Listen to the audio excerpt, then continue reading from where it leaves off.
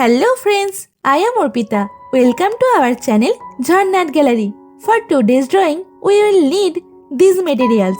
For your convenience, I have tagged the products on the screen. You can simply click on them if you want to buy them online. Hope you are all well. If you are new on this channel, then please subscribe the channel and press the bell icon for further notification.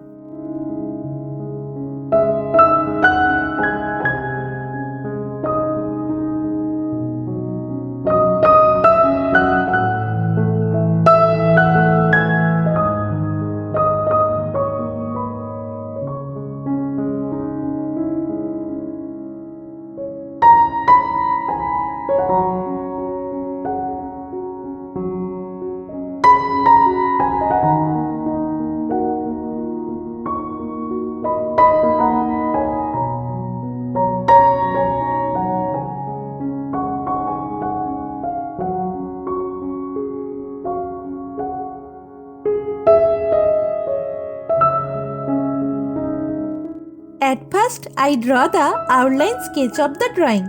This tutorial is for beginners. Watch the full video and try to draw it.